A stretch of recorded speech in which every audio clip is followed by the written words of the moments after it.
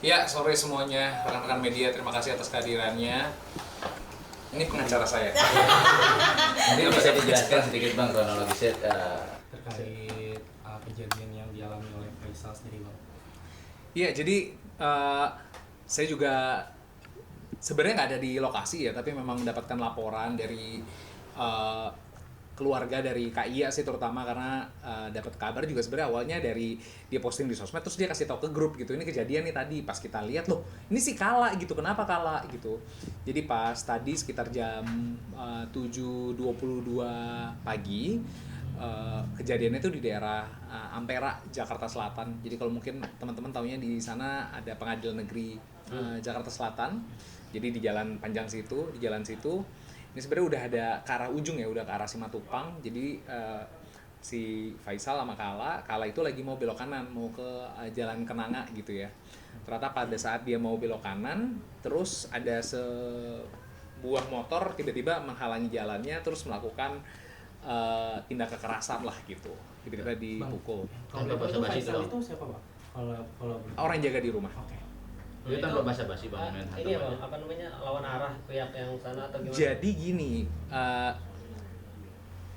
kalau berdasar ini kan awalnya juga ceritanya kan juga tidak terlalu clear ya, ini orang siapa, kenapa, kok bisa jadi marah gitu. Buat kita juga ini ada apaan sih, kok tiba-tiba main dipukul di jalan gitu. Akhirnya tadi kita coba cari tahu lagi ini kenapa gitu. Jadi di Ampera tuh tadi dari rumahnya Kak Iya ketika mau ke jalan besar, jalannya kan macet. Akhirnya mereka memutuskan lewat jalan kecil. Nah, ketika lewat jalan kecil itu berpapasan lah sama orang yang mengendarai sepeda motor warna pink itu.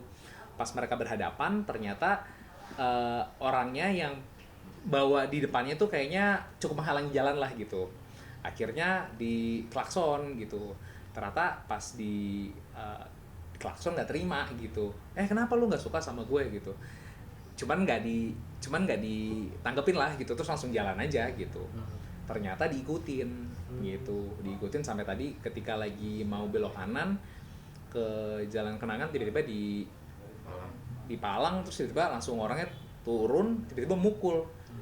Ya maksudnya saya juga sampai bingung ya, maksudnya kok cuman di klakson masa dianggap langsung nggak suka, ya kan nggak gitu lah ya. Maksudnya kalau apa fungsinya klakson kalau misalnya juga nggak boleh dipakai, ya kan dipakai untuk kalau ada yang menghalangi jalan atau jalannya ugal-ugalan atau ada yang mungkin bawa kendaraannya cukup lamban. Jadi itu mungkin yang memang dilakukan sama drivernya sama Faisal ya gitu.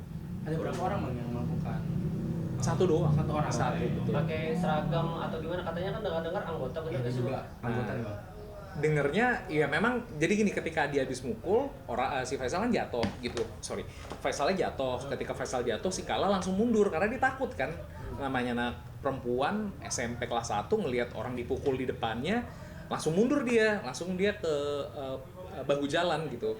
Terus si Faisalnya nggak terima, akhirnya dia membela diri dong gitu. Pas dia membela diri terjadilah dorong mendorong, dan ternyata pada saat dorong-dorong terus mau pukul-pukulan gitu ya, ternyata orangnya kayak nggak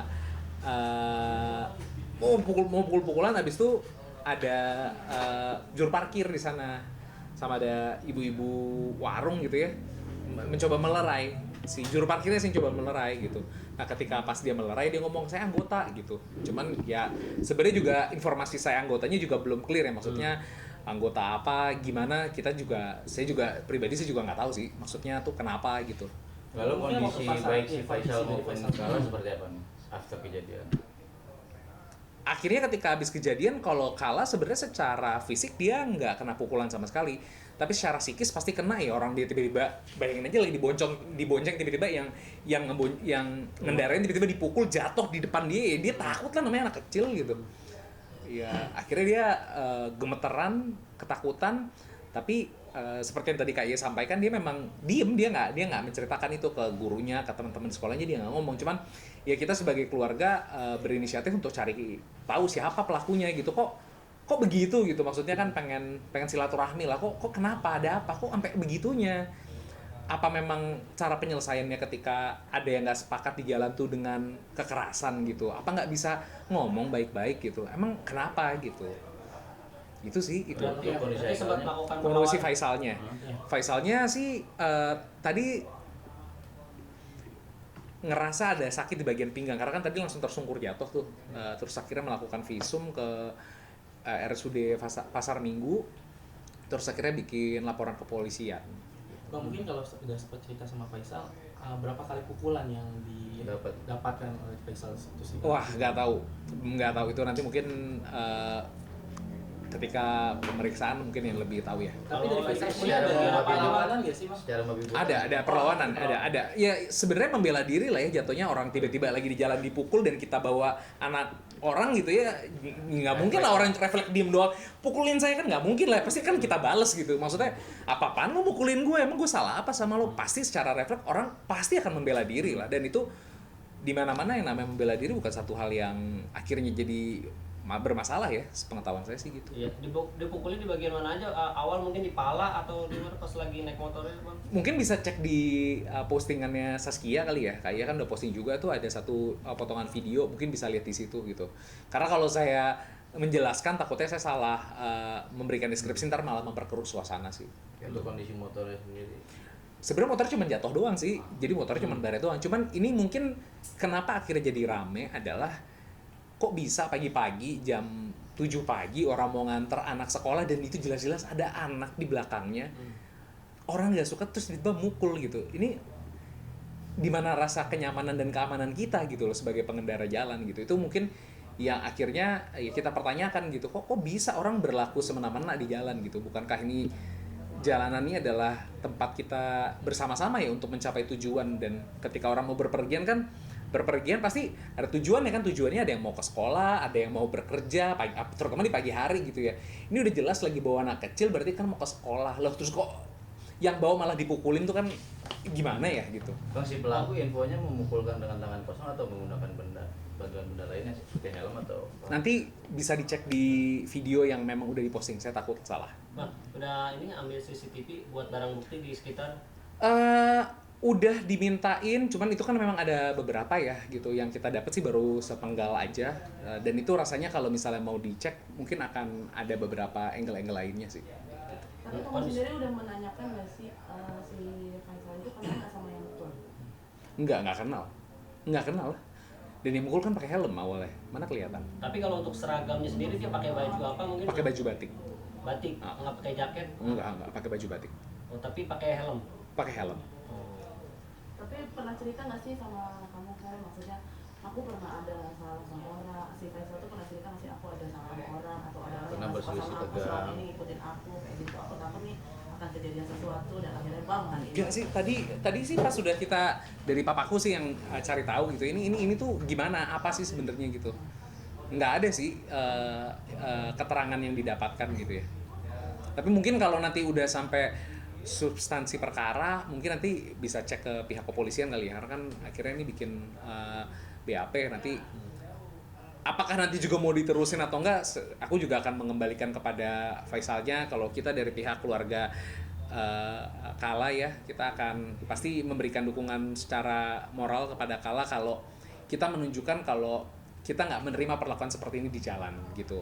Karena kalau kita diem aja dan kita merasa tidak ada efek jera terhadap para pelaku, ini kan yang mau berangkat pagi ke sekolah bukan cuma Kala, ada jutaan anak di Indonesia yang tiap pagi harus berangkat ke sekolah. Tapi kalau rasa kenyamanan itu direnggut oleh ulah beberapa orang, rasanya ini kan jadi satu hal yang tidak adil gitu ya. Karena pendidikan adalah hak buat banyak anak di luar sana gitu. Jadi jangan sampai presiden ini menjadi sebuah momen buat anak-anak kayak aduh aku takut kalau ke sekolah nanti bakal terjadi juga karena di jalanan ternyata serem banget ya gitu ya. Kita pengen menciptakan rasa kenyamanan dan keamanan lah buat semua para pengendara di jalan. Nah itu pasti membuat kondisi Kala menjadi concernnya keganggu sih saat sebelumnya. Trauma. Pasti sih, jujur aku belum ketemu Kala tadi, aku juga coba hubungin dia berkali-kali, cuman belum bisa karena informasinya sore hari ini dia lagi main bola, lagi les. Namanya anak harus terus bangkit gitu kan dia. Mungkin kan Kala sendiri udah punya cara nih untuk meredam trauma tersebut, tapi ini kan mungkin takutnya ada gangguan berkepanjangan, apakah ada rencana untuk ke psikolog gitu? Rasanya sih sangat mungkin ya. Paling aku coba untuk melakukan pendekatan kasual dulu gitu ya, karena kan Kala sendiri anaknya sebenarnya agak introvert gitu ya, bukan extrovert gitu. Jadi kita coba ngobrol dulu, aku ajak ngobrol dulu nanti sama Kala, dan tadi sih kita udah ngomong udah besok bawa mobil aja lah ke kantor, diantar aja gitu, biar ke sekolahnya nggak kejadian lagi gitu. Tapi ya mungkin itu untuk temporer aman lah ya maksudnya. Tapi kan nggak semua orang punya privilege untuk tiba-tiba kalau bawa motor nggak nyaman langsung pindah ke mobil, kan nggak semua orang punya privilege seperti itu ya. Jadi harapannya sih tetap ada efek jerah terhadap pelakunya. Ya, kondisi pasca kejadian itu kan itu mau berangkat sekolah ya. Itu tetap dilanjutkan dia sekolah atau pulang pada saat itu? Tetap sekolah. Tetap lanjut sekolah. Betul, tetap sekolah. Karena tadi ditanya anaknya mau sekolah atau enggak, tetap mau sekolah. Gitu. Dan mungkin gini ya, ada orang kan ketika menghadapi sebuah musibah ada yang mengalihkannya dengan berdiam diri, ada yang memang aku biar tetap nggak pusing aku tetap beraktivitas gitu ya. Dia kalau Kala tadi memilihnya untuk tetap sekolah sih gitu. Tapi ada Kenapa? Hah, tadi udah. Oh, respon. Oh. Iya, responnya pasti sebagai orang tua rasa sedih, kesel, dan mungkin ada rasa marah ya, karena ini anak lagi kita tinggalin kok begini gitu. Maksudnya kok bisa kejadian seperti ini gitu. Dan sebenarnya kan bertahun-tahun ya Kala juga udah kelas 1 SMP, dan dari kecil memang sebenarnya kalau ke sekolah sering naik motor gitu. Jadi selama ini naik motor ke sekolah nggak pernah ada masalah apa-apa gitu. Malah sering banget dianterin sama Kak Iya atau Mas Anung gitu. Nggak pernah